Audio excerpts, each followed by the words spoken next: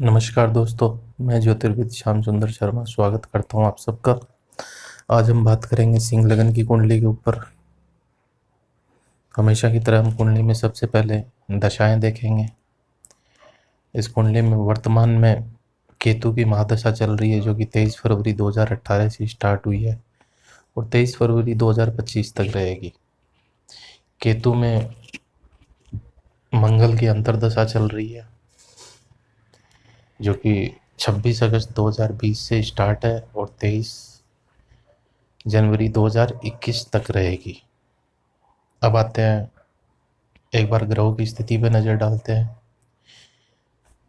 लगन पूर्व फाल्गुनी नक्षत्र में है, सूर्य पूर्व फाल्गुनी नक्षत्र में है, चंद्रमा पुष्य नक्षत्र में है, मंगल पूर्वाषाढ़ा नक्षत्र में है, बुध अस्त है मघा नक्षत्र में, गुरु वक्री है पूर्व भाद्रपद नक्षत्र में, शुक्र चित्रा नक्षत्र में है, शनि अनुराधा नक्षत्र में, राहु रेवती नक्षत्र में, केतु चित्रा नक्षत्र में। राहु केतु सदैव वक्री रहते हैं।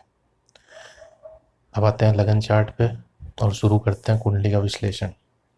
ये सिंह लगन की कुंडली है और लगन में सूर्य बैठा हुआ है। लग्नेश सूर्य भी लगन में बैठा हुआ है। तो जब भी सिंह लगन की कुंडली में लग्नेश सूर्य बैठता है तो एक तो जातक बहुत सात्विक स्वभाव का होता है और उस जातक की हाइट भी मध्यम ही होती है, 5 फीट 6 इंच या 7 इंच के आसपास। सिर पे जातक के कम बाल होते हैं, क्योंकि लगन में बालों का कारक ग्रह शनि होता है। जब भी उसका शत्रु ग्रह लगन में आएगा तो वो बालों को नुकसान पहुंचाएगा। तो किसी के भी अगर लगन में सूर्य बैठा हो तो या तो वो जातक छोटे छोटे बाल रखेगा, अगर वो बड़े बाल रखेगा तो उसके आगे से बाल उड़ जाएंगे। सिंह लगन का स्वभाव एकदम शेर के जैसा होता है, राजा के जैसा।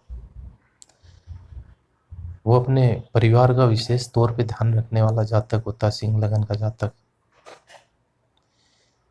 एक वो सिंह लगन के जातक की खास निशानी होती है कि वो बहुत धीमे धीमे चलता है, एकदम मदमस्त शेर की तरह। उसका बॉडी स्ट्रक्चर कुछ ऐसा होता है कि उसके कंधे बहुत चौड़े होते हैं सिंह लगन के जातक के। वो नीचे से पतला होता है, जो कूल्हे वाला पोर्शन और जो जांग वाला पोर्शन होता है वहाँ से वो पतला होता है और ऊपर से कंधों से मजबूत होता है। ये सारे गुण उसने सिंह लगन ने अपने साइन यानी शेर से ग्रहण किए हैं। आपने कभी शेर को ऑब्जर्व किया हो, देखा हो, तो शेर के कंधे बहुत चौड़े होते हैं, जो कि उसके शिकार करने के काम में आते हैं।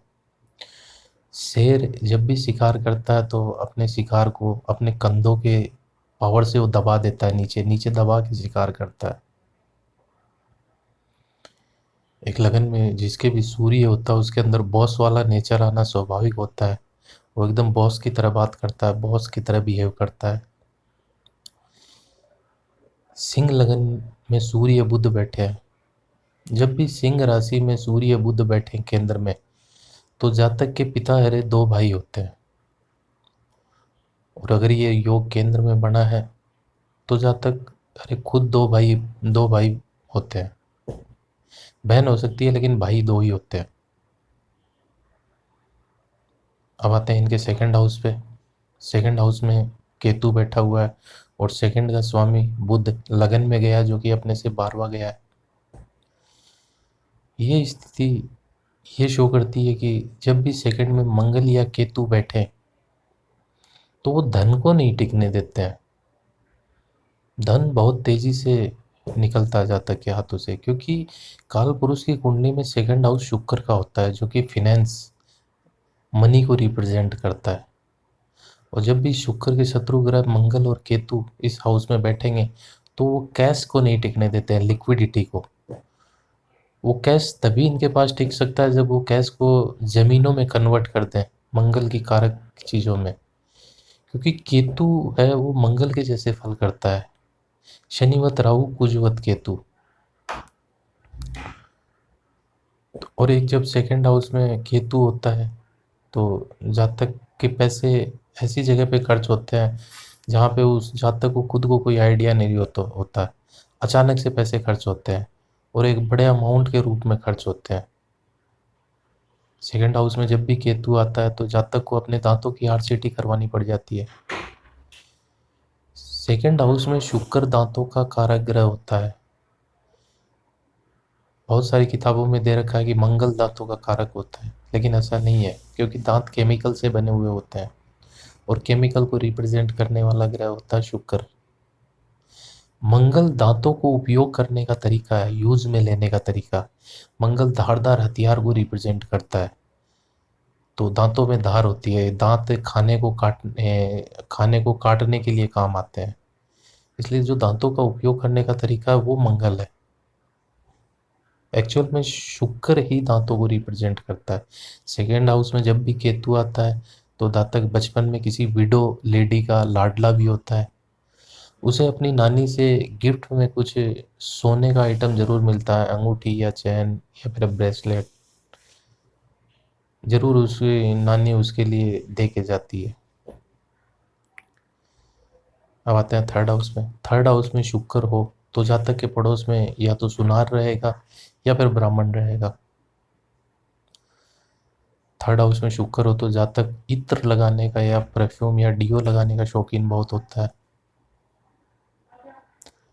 और ये शुक्र ऑन साइन है। थर्ड हाउस छोटे भाई बहनों का घर भी होता है, तो निश्चित रूप से इनकी छोटी बहन भी होगी।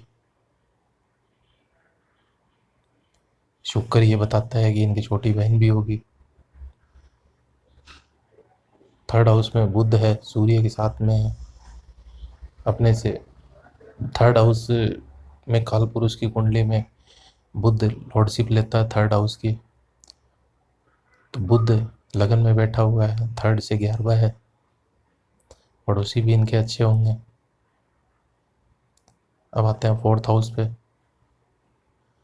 फोर्थ हाउस में शनि वृश्चिक राशि का बैठा हुआ है, और मंगल, वृश्चिक राशि का मालिक मंगल अपने से आगे वाले घर 5वें घर में जाके अपने भाव की वृद्धि भी कर रहा है, जो कि चौथे से सेकंड बैठा हुआ है। चौथा घर एक तो माता के सुख का होता है, एक भवन का होता है, एक गाड़ी का होता है। और फोर्थ हाउस काफ़ी बलवान है इस कुंडली में, क्योंकि शुक्र अपनी पूरी क्षमता से फोर्थ हाउस को पुश कर रहा है। शुक्र की सबसे बड़ी ताकत होती है वो अपने से जस्ट आगे वाले भाव और अपने से आगे वाले भाव में बैठे ग्रह को अपनी पूरी पावर से फोर्स करता है। तो इन्हें एक बहुत ही आलीशान मकान का सुख मिलेगा शुक्र की दशा में। अभी इनको केतु की दशा चल रही है, आने वाली दशा शुक्र की है। शनि फोर्थ हाउस में जब भी आता है तो वो ये बताता है कि मैं जातक को कुछ और करूं या न करूं, लेकिन जातक को मकान जरूर दूंगा। जब भी शनि फोर्थ हाउस में आए तो जातक के का जो जन्म है वो पुराने मकान में होता है, खंडहर टाइप मकान में।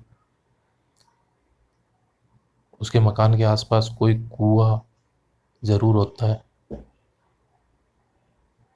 फोर्थ हाउस माता के सुख का घर भी होता है, तो माता का कारक ग्रह चंद्रमा फोर्थ से नाइन्थ गया, मतलब 12वें घर में ऑन साइन है, अपनी राशि का है। माता का सुख इन्हें भरपूर मिलेगा, और मंगल भी फोर्थ हाउस की लॉर्डशिप लेके अपने से आगे वाले घर यानी फिफ्थ हाउस में जाके अपने भाव की वृद्धि कर रहा है।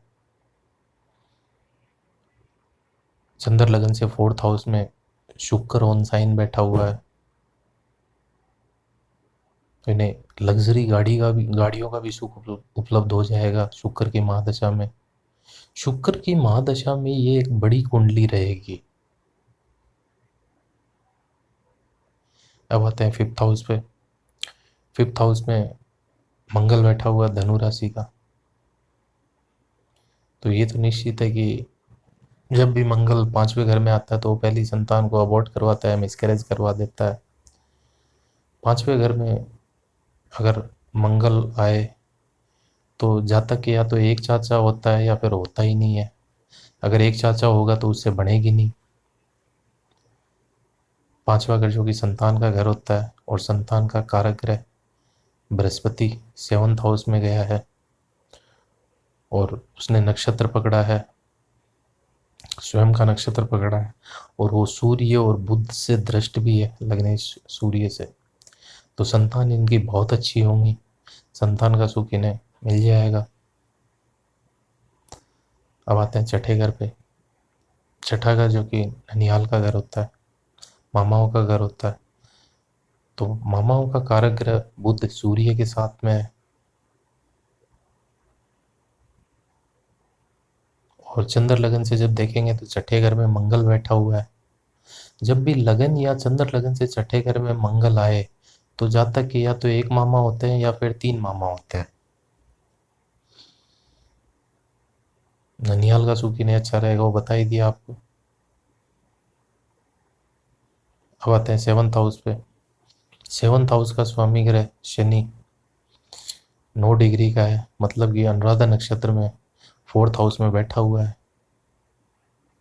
सेवंथ में बृहस्पति भी बैठा हुआ है जो कि अपने ही नक्षत्र का है। लेकिन ये बृहस्पति 8वें घर की लॉर्डशिप लेके सेवंथ में आया है। जब भी कोई शुभ ग्रह अशुभ भावों की लॉर्डशिप लेके केंद्र में आता है तो वो बहुत अच्छा करता है। तो बृहस्पति इस मामले में, वैवाहिक मामले में इनके लिए अच्छा रहेगा। एक्चुअल में होता क्या है कि बृहस्पति जब भी सेवंथ हाउस में बैठता है तो वो सेवंथ हाउस को डिस्टर्ब करता है, लेकिन यहाँ पे ऐसा नहीं करेगा। नॉर्मली कुंडलियों में बृहस्पति जब भी सेवंथ हाउस में बैठेगा, जहाँ तक कि मैरिड लाइफ डिस्टर्ब रहेगी, और वो मैरिड लाइफ तभी सुधरेगी जब उनको संतान की प्राप्ति हो जाएगी। लेकिन यहाँ पे बृहस्पति 8वें घर की लॉर्डशिप लेके सेवंथ में आया है, एक अशुभ भाव की लॉर्डशिप लेके शुभ ग्रह सेवंथ में आया है, तो ये बृहस्पति इनकी मैरिड लाइफ के लिए ठीक रहेगा। Eighth house. एट्थ हाउस में राहु बैठा हुआ है। तो आठवां घर आयुष्य का घर होता है और विवाह के सुख का घर भी होता है। तो आयु इनकी कुछ ज़्यादा नहीं है, मध्यम आयु ही है, क्योंकि एक तो 8वें का लॉर्ड बृहस्पति अपने से 12वां चला गया है, और आयुष्य का कारक ग्रह शनि वो भी नौवा, 8वें से 9वां चला गया, मतलब चौथे घर में। लेकिन शनि का कोई संबंध नहीं बन रहा है 8वें घर से। चंद्र लगन से जब हम देखें तो 8वें घर में बृहस्पति बैठा हुआ है, और 8वें घर का स्वामी शनि, वो भी कोई संबंध नहीं बना रहा है 8वें घर से। 8वें घर में जब भी राहु आता है तो जातक को ये जो थ्रिलिंग उपन्यास होते हैं, सस्पेंस वाले उपन्यास, ये पढ़ने का बहुत शौक होता है। और 8वें में अगर राहु हो और किसी को बुढ़ापे में राहु की दशा आ जाए तो उसके लिए वो फेज सबसे बुरा होता है। लेकिन इन्हें बहुत ही अंत समय में अगर संभावनाएं रहेंगी तो मिलेगी, नहीं तो वो भी नहीं मिलेगी राहु की दशा। तो इनका जो बुढ़ापा है ना वो ठीक रहेगा। अब आते हैं नाइन्थ हाउस पे। नाइन्थ हाउस का लॉर्ड मंगल 5वें घर में गया है और शुक्र के नक्षत्र में है। एक तो इनका भाग्य बहुत अच्छा है, क्योंकि नाइन्थ का अपने से नाइन्थ जाना ये बहुत अच्छा होता है। और उसने दसम से भी संबंध किया, दसम के नक्षत्र में बैठा हुआ है। इनका भाग्योदय 28 साल के बाद ही उदय होगा, पहले नहीं। और वो धीरे धीरे करते आगे बढ़ेगा, लेकिन जब ये एज ऑफ 36 में रहेंगे तभी इनका भाग्योदय एकदम से ऊपर आएगा इनका भाग्य। अब आते हैं 10th हाउस पे। 10th हाउस जो कि पिता का घर भी होता है और प्रोफेशन का हाउस भी होता है। तो पिता का कारक ग्रह सूर्य लगन में बैठा हुआ है, सिंह राशि का। और इस कुंडली में 10वें शुक्र ऑन साइन है 3rd हाउस में, और उसने संबंध किया है मंगल से। एक तो इनके पिताजी सेना या पुलिस की सर्विस में रहे होंगे, और ये जातक स्वयं किसी मंडी से रिलेटेड काम में इन्वॉल्व होंगे, या तो ये मंडी में खाद्य बीज के बड़े व्यापारी हैं। वो योग कैसे बनता है मैं आपको बताता हूँ। देखिए इस कुंडली में जो दशमेश है शुक्र, शुक्र मंगल के नक्षत्र में बैठा हुआ है और मंगल ने फिफ्थ हाउस में पोजीशन ली है। लेकिन जब आप चंद्र लगन से देखेंगे तो चंद्र लगन से मंगल बनता है दशमेश, और मंगल बैठा हुआ है शुक्र के नक्षत्र में। शुक्र ने फोर्थ हाउस में पोस्टिंग ली है, फोर्थ हाउस जो कि मार्केट का स्थान होता है, और वहाँ पे तुला राशि में शुक्र बैठा हुआ है। तो तुला राशि में जब भी शुक्र फोर्थ हाउस में बैठेगा दशम से संबंध करके, तो मंडी से रिलेटेड व्यापार ही दिखाएगा। जब इनको शुक्र की दशा चलेगी तो इनके पास बहुत पैसा आएगा, अथाह पैसा। अब आते हैं 11th हाउस पे। 11th हाउस के स्वामी बुध ने लगन में जाके लगने सूर्य से योग किया है, तो एक तो इनको ये इनका स्वास्थ्य अच्छा रखेगा, क्योंकि जब भी लगन या लग्नेश का संबंध एकादशी से हो जाता है तो मूर्ति सुरक्षित हो जाती है, जातक का शरीर है ना वो सुरक्षित हो जाता है, शरीर को कोई नुकसान नहीं होगा।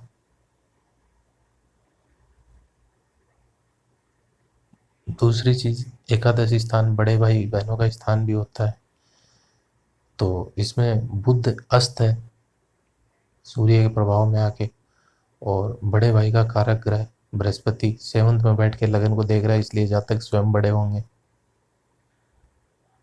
इनको कोई बड़ा भाई बहन नहीं हो सकता है। अब आते हैं 12th हाउस पे।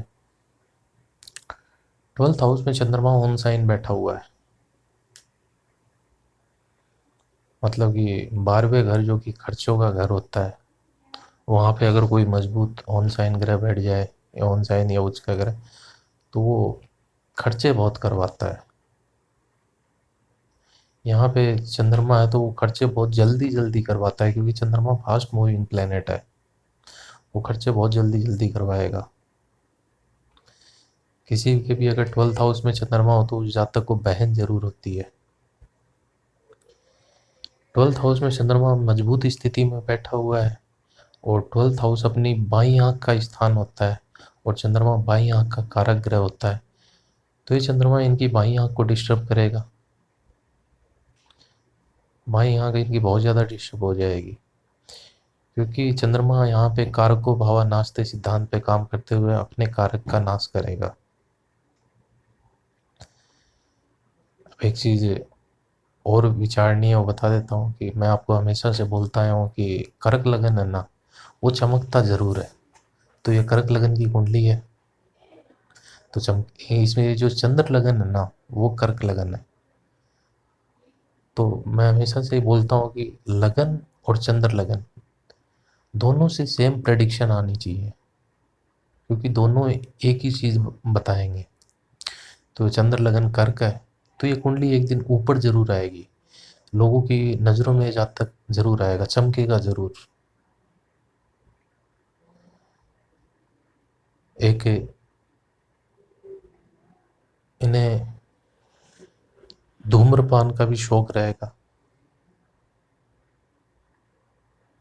क्योंकि इस कुंडली में देखिए आप, सेकंड स्थान पे अग्नि तत्व प्लेनेट बैठा हुआ है, और सेकंड का लॉर्ड भी अग्नि तत्व प्लेनेट के साथ में बैठा हुआ है, और सेकंड हाउस को राहु तो देख ही रहा अपनी 7th एस्पेक्ट से। जब भी सेकंड और सेकंड लॉर्ड का संबंध राहु जैसे प्लेनेट से आ जाए तो जातक को धूम्रपान का शौक होता ही होता है। अब इस कुंडली में देखिए आने आने वाली दशा शुक्र की महादशा है, जो कि 2025 से स्टार्ट होगी। 2018 से इनको केतु चल रहा है, जो कि लगातार खराब जा रहा है, लेकिन अब केतु में जब मंगल आया तब से इनकी स्थिति सुधरनी स्टार्ट होगी, और ये धीरे धीरे लगातार ऊपर जाएगा। अभी केतु की दशा मंगल में ही क्यों सुधरेगी, पहले क्यों नहीं? कोई भी ग्रह, ये देखिए यहाँ पे केतु को देखिए, केतु 29 डिग्री का है, तो कन्या राशि में 29 डिग्री पे मंगल का मृगशिरा, सॉरी मंगल का चित्रा नक्षत्र आता है, और सिंह लगन के लिए मंगल योग कारक प्लेनेट होता है, एक तो चतुर्थेश और नवमेश होने के नाते, केंद्र और त्रिकोण का स्वामित्व होने के नाते मंगल योग कारक है। केतु मंगल के नक्षत्र में बैठा हुआ है, योग कारक ग्रह के नक्षत्र में, तो केतु की दशा तो अच्छी जाएगी, लेकिन ये अच्छी कब से जाएगी? जब केतु में मंगल की अंतर्दशा आएगी तब से अच्छी जाएगी। तो केतु में मंगल अभी स्टार्ट है इनको, तो अब ये केतु की दशा सुधरनी स्टार्ट होगी।